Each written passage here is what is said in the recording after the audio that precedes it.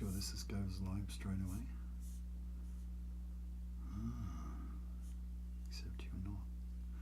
Are we live? I don't know. Oh, we are live. Finally. I swear. Well, good evening, folks. Good evening. Oh, my goodness. It's always, Technology. It's always entertaining. Isn't it just? Isn't it just?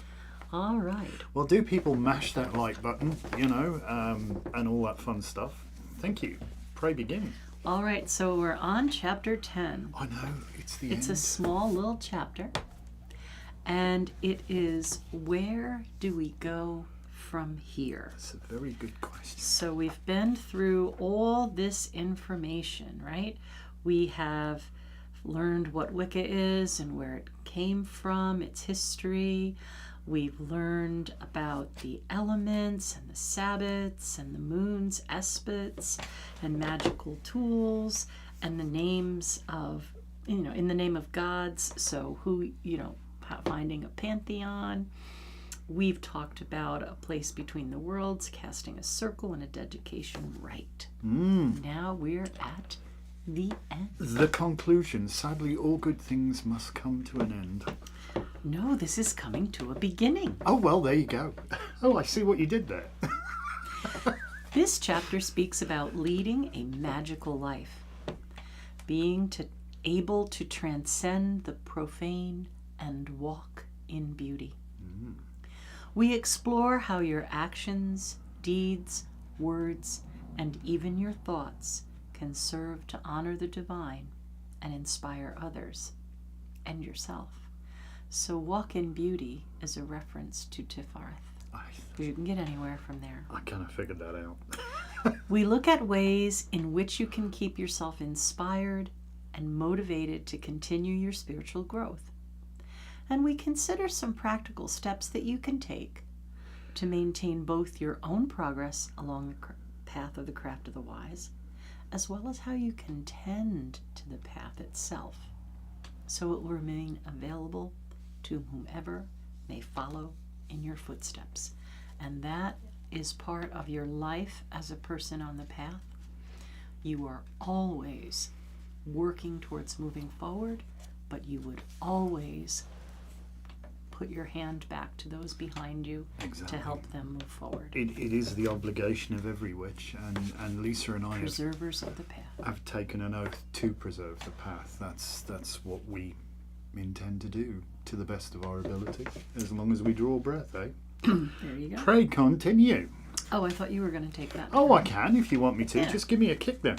So the journey onward, that's where we are now. All right, having gone through all the introductory material and done your self-dedication, what now? What now? Well, in making your dedication, you've reached a very important juncture on the path of the craft of the wise, but it is far from the end. As Lisa says, it's probably a beginning, It's far from the end of your journey. Every in new fact, beginning has some other new beginnings end. In fact, some would say it's just the beginning. I see what you did there.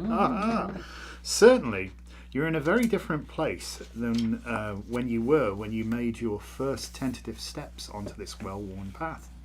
But there's still a long road ahead of you that's full of amazing and rewarding opportunities. Although there isn't space to explore the fascinating subject of numerology here, you'll find that the number 3 is notably significant and pops up quite frequently within the world of witchery. Your journey onwards serves as a case in point. It basically comes down to 3 things: your individual spiritual development, your responsibility, I'll say that again, responsibility to honour the craft and deities through your words and deeds, and your duty to support others on this path, as well as the preservation of the path itself, so it remains available for those who would follow. There is an old piece of Zen wisdom that states, that which you are seeking is causing you to seek. Ain't that the truth?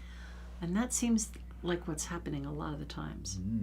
While there is always a sense of achievement whenever folks complete one of the training courses within our tradition, It's our experience that they often experience a form of separation anxiety afterwards.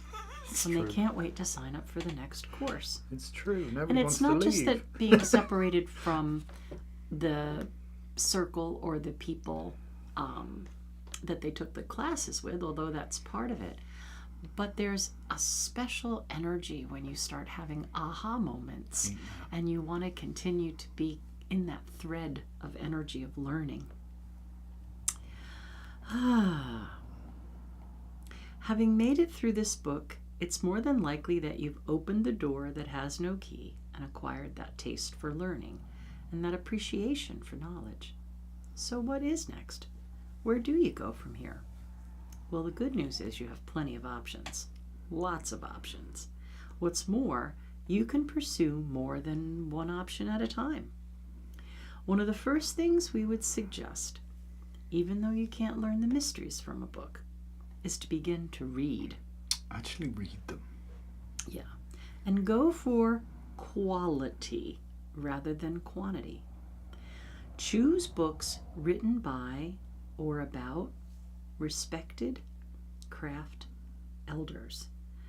Books written by respected craft elders, right? So if you go to our Magical Monday podcasts, we had several craft elders, Janet Farrar, Gavin Bone, Philip Heselton, some fabulous people. Yep. Marion Piercy. And that would be in the run-up to December, I think, from mostly December of last year. So, and these are the people that wrote books that have substance, and a lot of the books that have come after them have kind of been regurgitated, watered down, sadly, fluffy bunny stuff. Sadly. So choose books written by craft elders and books that are written about respected craft elders. Yep. We touched on the history of the craft in our first chapter, but there is much more you can and probably should learn as well. Perhaps the best place to start, like we did in this book, is with the two people who helped make the craft what it is today, Gerald Gardner and Doreen Valiente. You could start with a lot worse, believe me. Doreen wrote quite a few books, and they're still out and about. You can get them. They are. And Philip Heselton is a wonderful craft historian, has written some amazing books about Gerald Gardner and Doreen Valiente. Well worth a read, believe me. Because if you're looking for the most accurate accounts of the craft, maybe you should go directly to the source. Get things from the horse's mouth, so to speak. To that end, we strongly suggest that you read all the books they've written, that you could lay your hands on anyway, especially Witchcraft for Today by Gerald Gardner, which was originally published in 1954, Where Witchcraft Lives, which was one of my favorite Doreen Valiente books, originally published in 1962. It's the very year I was born. We would also highly recommend their official biographies, Gerald Gardner's and Doreen Valiente's, biographies which were written by Philip Heselton. Absolutely. Wiccan Roots, Gerald Gardner and Modern Witchcraft Revival, and Doreen Valiente Witch. It's an excellent book. Oh my God, there's some lovely stories in there. Yep. In addition to broadening your knowledge by reading, you might also want to learn a divinatory skill, as it can help you definitely deepen your connection to spirit and develop your intuition. As before, lots of options. There's a Mancy for just about anything you could think of. And probably some you can't. But you want to learn a language that's going to be easy for you to learn. It's something that's going to speak to you, pun intended. And then you're going to practice it, because the more you practice, the more you'll understand. Even if you're not a naturally gifted psychic, and you think your intuition presents a challenge and you can't really figure out how to develop it, the very act of working to cultivate a divinatory skill, will teach you the art of observation. It'll get you thinking, which is the key to understanding the nature of nature itself, right? In order to understand what's happening, you have to understand the magic of nature, and that will allow you the nature of magic. Aha. There's some deep stuff No, there. this is one of our Some little, deep stuff there. Wicca isms from the Stuart tradition. Yes. Understand the magic of nature, and you will understand the nature of magic. Although the choice of divinatory skills is entirely up to you, we would suggest spending at least some time with one in particular, the tarot. We like the tarot. Tarot is a great tool not only for divination, but also for meditation, spell work, self-help, all sorts of things. And if you don't have a deck, since ours isn't in print just yet, Getting there. we strongly suggest that you start with the original Rider-Waite-Smith tarot, upon which almost every modern tarot deck is based, as the cards hold much wisdom hidden in plain sight. Seriously. Even the word used to describe the cards in the deck, arcana, shares the root word arcane, meaning mysterious or secret, understood by few. See, there are secrets in the secrets, look. Hey? Hey?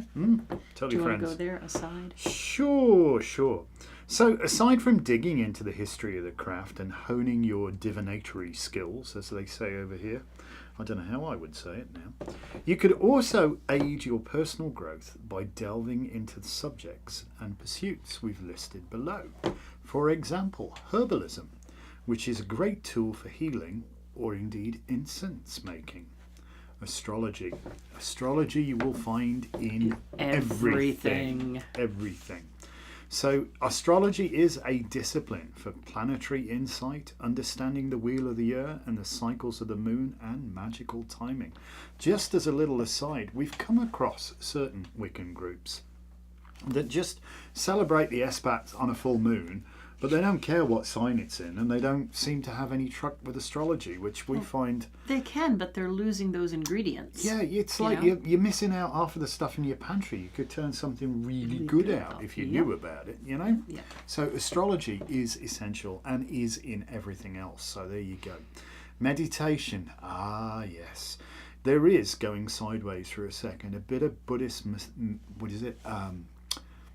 Adage. I thought Doreen said it. Was it Doreen who said it? But it was like everybody needs to take 20 minutes. Oh no, not. I thought you were going to say something else. I'm pretty sure it's like a little tongue-in-cheek. No, Buddhist I thought thing, you were but- going to say that prayer is asking, meditation is listening, and I thought that was Doreen. Yeah, no, I think you're right. But everybody should take 20 minutes to meditate every single day. Unless you're too busy, then it needs to be 2 hours. Okay? Something like that. Something like that. Anyway, so meditation is a practice that serves as a way to become closer to the gods, self-exploration, and to perfect your journey work. It's really good. It's a good Astral craft. travel. Yep.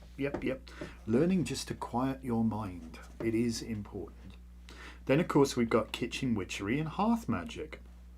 These disciplines help you fully live a magical life. You'll be able to keep in step with your body and home and be mindful of the earth and all of its inhabitants. Excuse me. Healing, also for yourself and others. This practice has obvious benefits. Perhaps you might want to take a hands-on healing course such as Reiki or maybe chakra crystal healing or something like that, yeah? And speaking of crystals, find out more about crystals and their offering. It's really, really useful. We laugh like heck when somebody says, "Oh, I'm a crystal witch." I'm a candle witch. I'm a herb witch. Listen, if you're a witch, you're supposed to You're know a about witch. all of them. You know what I'm saying here? So, I'm a water witch. yes, why not? Sorry. So, experiment and practice spell working. And do keep a log of what works and what doesn't. That's how we get good at things, you know? That's almost like bringing a scientific principle to your magic. But understand, magic simply seeks to utilize the effect without necessarily trying to explain the principle, whereas science simply seems to explain the principle without necessarily utilizing the effect. So keeping good notes, keeping a weirdness journal, we suggest that. Get a weirdness journal, write stuff down, what works, what doesn't work, and then you can tweak things and learn from your experience. And most importantly, build an even stronger relationship with your gods. Okay? Don't just call on them when you want something. Who wants a friend who just phones you up when they want to borrow $20 or need a ride somewhere? Ask what you can do for your gods. Honor them, worship them, thank them for everything. Learn their stories. Better yet, learn how to tell their stories. I think that's hugely important. Do you want to pick it up from here? Sure. It's also very important to continue to progress along the well-worn path with your spiritual practices.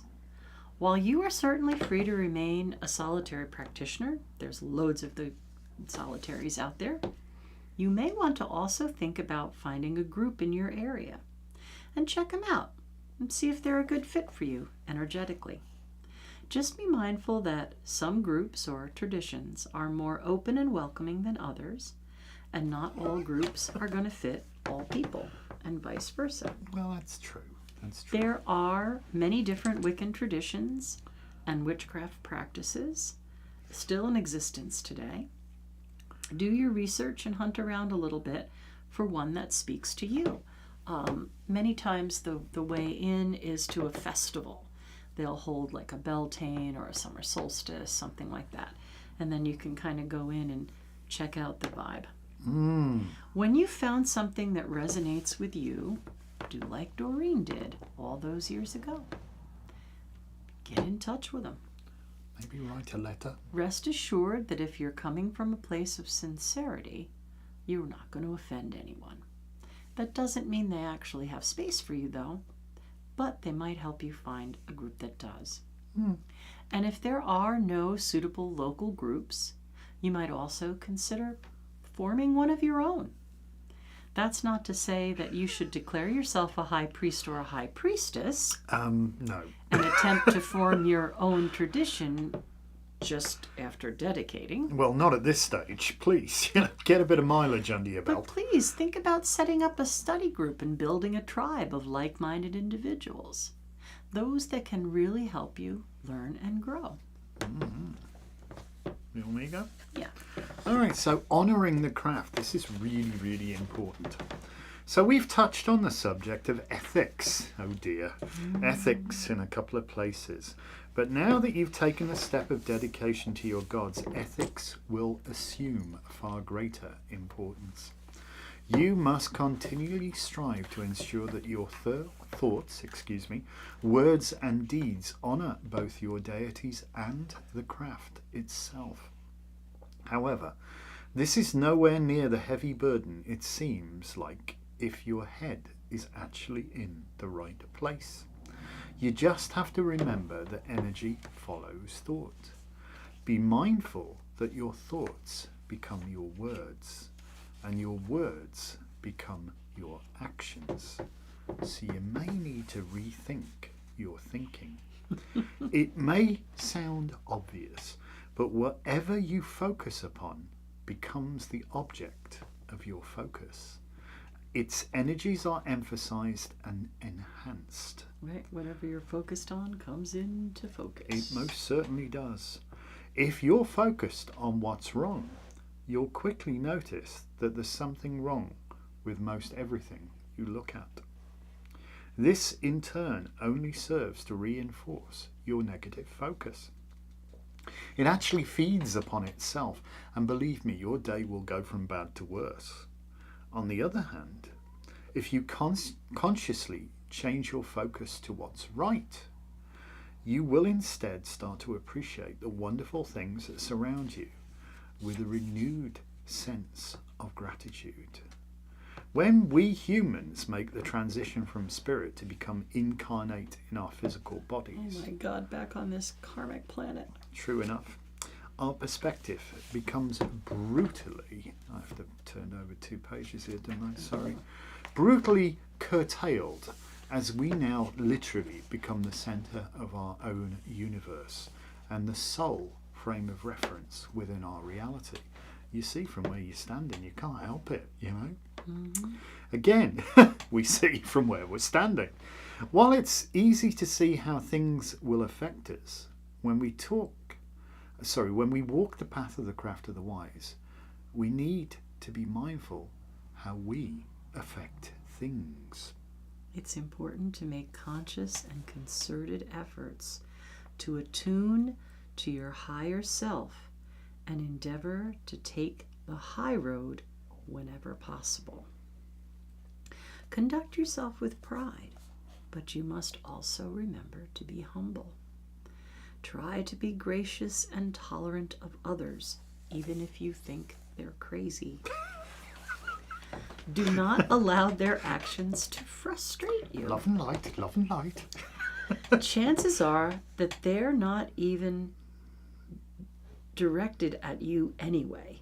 You're seeing things from your point of view, which is unlikely to be completely unbiased. That's very true. Certainly someone else may have a story that you don't know at all, and may well be dealing with their own unique set of problems. Don't allow those problems to become yours, though. Ain't that the Instead, work to spread joy and happiness wherever you can. Practice random acts of kindness. You know, hold a door open for somebody. Pick something up that somebody dropped. Offer your seat to someone who needs it more on the train or the bus. And above all, simply smile and say, good morning, good afternoon, or good evening to people. It really freaks them out. I mean, it's nice to be acknowledged, right? Be kind to your enemies. It does their head in, yeah. Talk to people at the post office or even the grocery store. I don't know. They make a beeline for us. Well, yeah, no. Since COVID, we've been so isolated. It's That's time to true. get back to being kind to true. each other. That is very, very You true. know?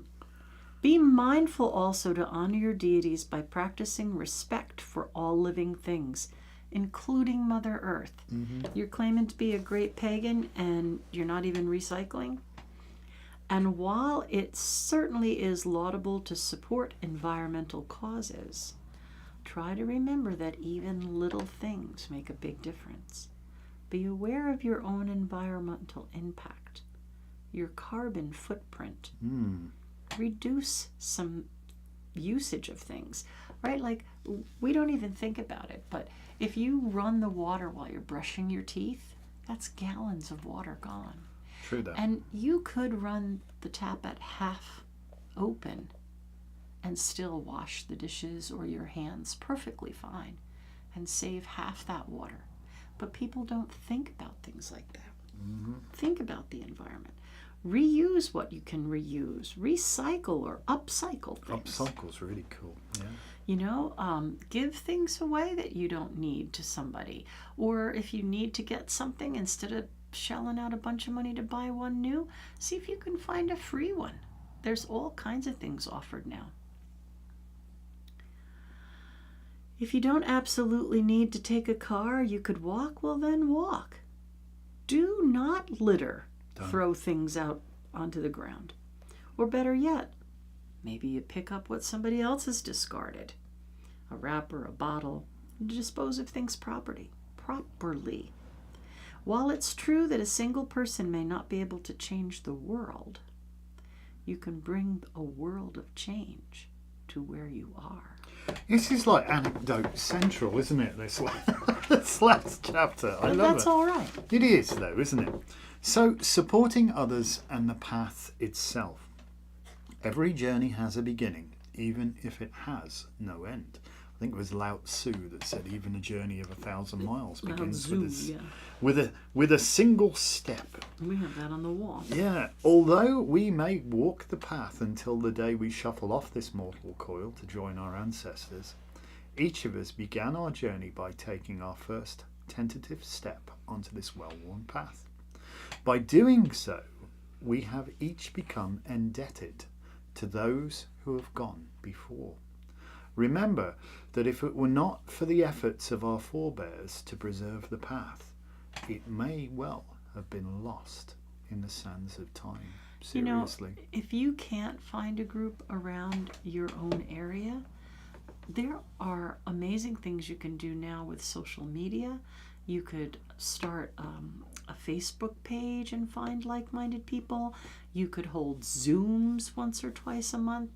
Obviously, you're not in the same room, but at least you would have a tribe. I mean, people really need to start to come together here. True. That's very true. All right. So it's certainly true that the champions of modern Wicca, Gerald Gardner and Doreen Valiente, did much to ensure the survival of the craft. But they were far from the only ones. In fact, we owe those who came after them an immense debt of gratitude, for without those authors, poets, priests and priestesses who dedicated themselves to guiding others along the path, it may have fallen into disrepair through neglect and been unavailable for anyone to follow. In dedicating yourself to the craft, you too are accepting the responsibility to assist those behind you whenever you can. That doesn't mean tell neophytes oath-bound material or, Xerox private things that have been given to you. No. But it means offer a way for them to come forward. Encouragement's great. If someone should express an interest in learning more, well, suggest some of the resources or books that you found most helpful. Or even if you trust them with it, lend them some of your things if you're able to, one of your books. One of the most effective ways of ensuring that the path will always be available to those who would follow in your footsteps is by supporting those organizations that work to support it. Although there are a number of such organizations, we feel particularly worthy of the support to the Doreen Valiente Foundation, a UK-based charitable trust dedicated to preserving the legacy of one of the most influential people in the history of modern witchcraft. And you recall that from the first chapter. The foundation was established in 2011 by Doreen's last high priest, John Bellum Payne, Brummy like me. to protect her collection of magical tools and artifacts from being sold off, as you'll remember happened to Gerald Gardner. Yes, bless her, Monique. Yes, never mind. Or perhaps, more importantly, to ensure that a sizable bequest of her profoundly moving poems remained available to the craft. It is with kind permission from the Doreen Valiente Foundation that we were able to include quotations from the Charge of the Goddess that appeared within this book, and thereby introduce you to her incredible work. I want to get on my soapbox for a second, if I'm allowed. There's a couple of books that I've read, and I'm not going to name names here, but they do quote Doreen's charge in it repeatedly. And whilst they make great effort to thank everybody else and quote everybody else and recognise them, they do not quote Doreen Valiente, which I think is not remiss. right. Yeah. Not well, right, I McGee. know that Starhawk kind of rewrote it and took out some of the more Middle Englishy, stuff. These and thous and those, Yeah. maybe. Yeah. But I think if you're going to use something, you should figure out who it came from and honor that person's contribution. Too right, yeah. You can learn more about the foundation and the important work they do by visiting their website. And while there, we would urge you to consider making a small donation, no matter whatever size it is, or hey, become a member. It really is a practical way of maintaining the well-worn path in order to continue for it to be available to others. In closing, we'd like to congratulate you for having the dedication to stay the course and finish this book with us. We certainly hope it's been useful to you on your journey and given you a good foundation into the religion of modern Wicca. Perhaps it's even provided you an understanding of some of the things you didn't even know you didn't know. As your journey onward from this point, you will certainly face many challenges. But if you take the wisdom of Doreen to heart and keep pure your highest ideal, striving ever toward it, you will be just fine. Then we've also included a bibliography of suggested readings. There's some great books in that there. kind of go along with our book. And there's a glossary in the back as well to help you understand things like anoint, asperge, Fancy words. ecliptic. And if you want to write to us, Oh, you can write to us through care of Llewellyn. no. Please think enclose the self-addressed stamped envelope for reply, or $1 to cover costs. Just send us really $1. funny. Well, you guys know where to find us. Yeah, Be we aware to can't hide. shop. 180 We can't Main hide. Street, New Paltz, New York, 845-255-5756. I know. I know. We loved putting this book together. It was it's one of those things that when you start thinking about it, how deep do you go?